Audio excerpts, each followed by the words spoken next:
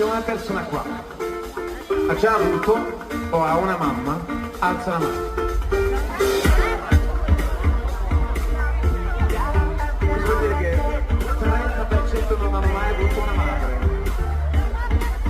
Al castello di Este ci sono dei miracoli.